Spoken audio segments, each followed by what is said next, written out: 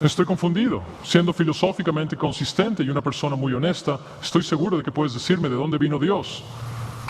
Y además, una vez que me hayas dicho de dónde viene Dios, por favor, trata de aclarar cómo puedes entender que una fuerza espiritual pueda tener un impacto en un universo material para crearlo. El Dios al que yo adoro no está limitado por el tiempo, el espacio o la materia.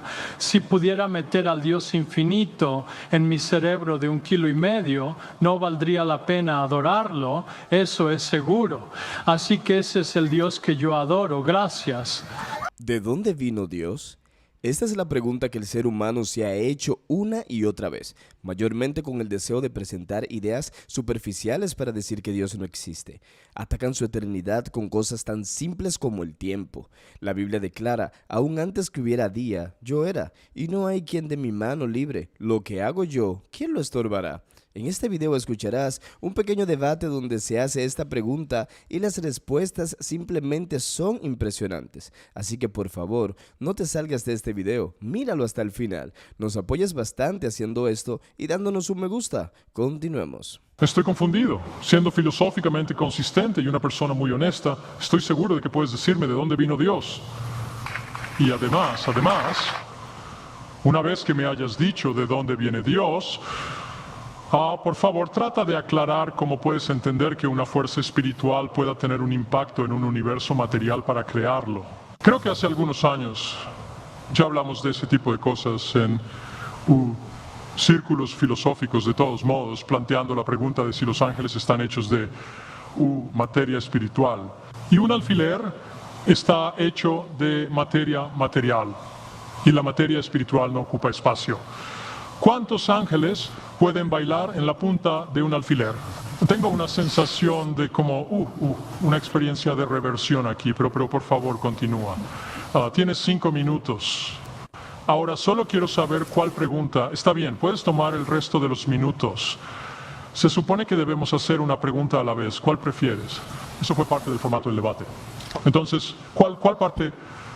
Quiero que completes la historia del resto del comienzo del universo. Dios, materia espiritual, impacto en la materia material. Está bien. Entonces, 2 preguntas. Muy bien. Adelante. Muy bien. Otra pregunta, ¿de dónde vino Dios? Asume que estás pensando en el Dios equivocado. Obviamente muestra que estás pensando en el Dios equivocado. Porque el Dios de la Biblia no está afectado por el tiempo, el espacio o la materia. Si él está afectado por el tiempo, el espacio o la materia, no es Dios. El tiempo, el espacio y la materia es lo que llamamos un continuo, todo de. Tengan que entrar en existencia al mismo instante, porque si hubiera materia pero no espacio, ¿dónde lo pondrías? Si hubiera materia y espacio, pero no tiempo, ¿cuándo lo pondrías?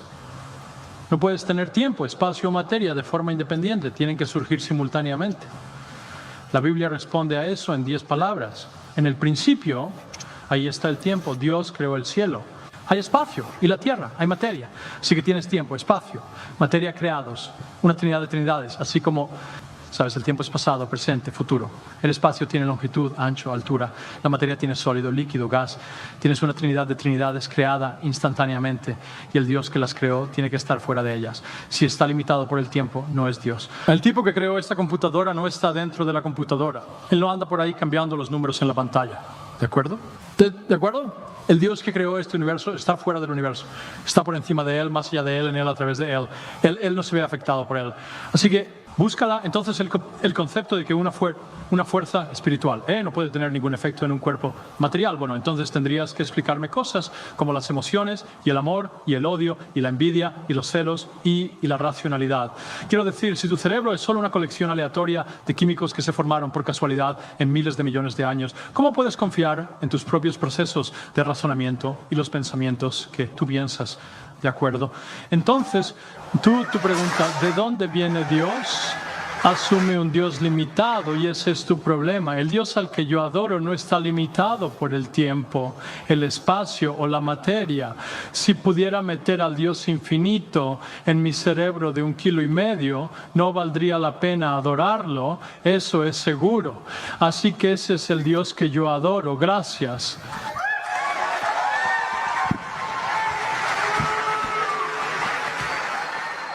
Si tú dices que Dios creó todo lo que vemos, preguntarás entonces, ¿quién creó a Dios? Y eso carece de sentido. No tiene sentido la forma en la que plantea Richard Dawkins, porque si preguntas, ¿quién creó a Dios?, estás asumiendo que Dios ha sido creado. Bueno, yo no creo en un Dios fabricado. A eso le llamamos ídolos. Y no necesito a Dawkins para que me diga, no existen.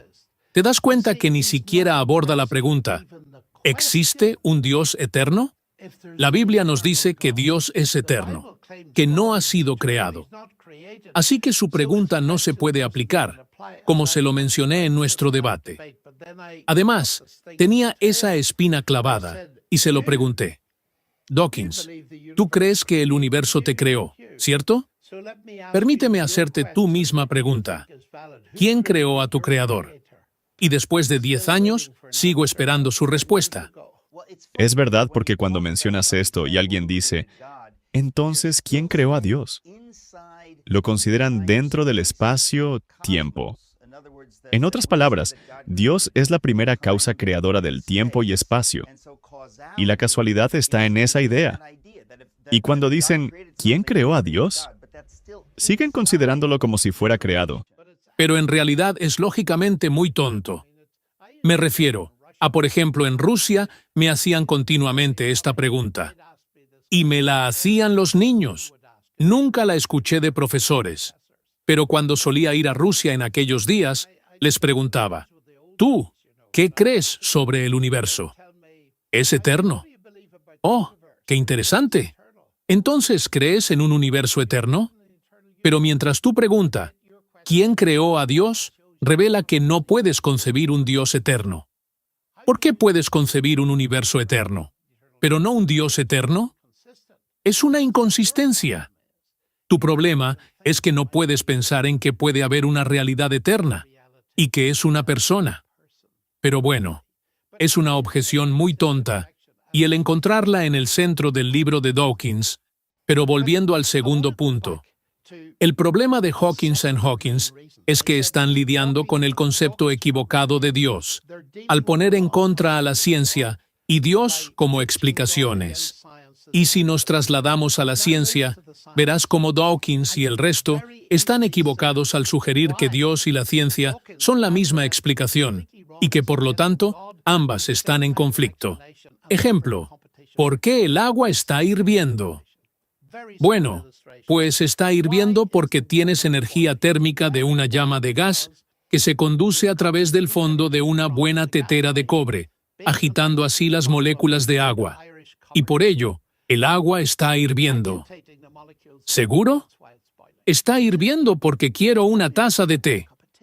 Si yo diera esta respuesta, muchos se burlarían, porque es obvio que esperarían otra respuesta de mí. La explicación en términos de energía térmica, es decir, la explicación científica, no compite con la explicación personal de mi deseo de tomar una taza de té. En otras palabras, ¿ambas son correctas? Ambas son correctas. ¿Y no tendrías que deshacerte de ninguna? Es como decir, porque puedo explicar esto en términos de que ecuación y física, John Lennox no existe. A ese nivel está el argumento. De hecho, recuerdo que en la primaria, ser instruido en esta visión materialista del mundo, donde un profesor te decía, solo estás hecho de químicos, y si redujera esos químicos y los vendieras tendrías un valor de casi $3. Esto era en los 70s. Tú vales un poco más, Eric. No te sientas mal. Gracias. En este momento valgo unos $7 u $8. El punto es que esa idea es en sí una mentira, porque a pesar de que un humano podría reducirse solo a químicos, como humanos valemos más que solo químicos. Esto es el reduccionismo. Regresando a mi ilustración, incluso los niños pueden notarlo. Yo les digo a los niños de 10 u 11 años en la escuela, miren mis chicos, aquí hay un motor de Ford en el automóvil, y quiero darles 2 explicaciones. 1. Ingeniería y física de automóvil. 2. Henry Ford. ¿Cuál explicación es verdadera? Pero profesor, necesito las 2. Los niños lo entienden. ¿Por qué algunos de estos profesores de alto nivel no pueden? Creo que se sienten incómodos con la idea de Dios. Harían cualquier cosa para evitarlo porque, si no, volaría su mundo en 1000 pedazos. Y al oír hablar me llama la atención, porque la ciencia cada vez más sustenta a Dios. Esta es la ironía. Entre más ciencia conozcamos, y esto no habría sido aceptado hace 100 años. Pero la ciencia de los últimos 40 años nos enseña cada vez más para creer que existe Dios. Y creo que ignoran eso, y aún no hemos hablado del ajuste fino del universo. Pero hace 50 años no hubiéramos podido saber lo ajustado y fino de nuestro universo. Y entre más conocemos el universo, ¿Puedo completar eso con unos minutos? El punto final de lo que dije, y cualquiera puede usarlo. Aprendí esto de C.S. Lewis. Si no puedes explicar tu fe en Dios con palabras que las personas puedan entender, significa que no lo entiendes o no lo crees. Esa es la frase que tengo. Ayudar a las personas a entender. Dios no compite más con la ciencia como explicación del universo. Así como Henry Ford no compite con la ley de combustión interna como explicación para el motor del automóvil. Dinos en los comentarios qué te ha parecido este video donde estos dos científicos creyentes responden de manera magistral ante la pregunta ¿de dónde vino Dios? Así que no olvides apoyarnos con un me gusta, suscribiéndote, activando la campanita y compartiendo este video con más personas. Nos vemos en una próxima. Dime, ¿contamos contigo?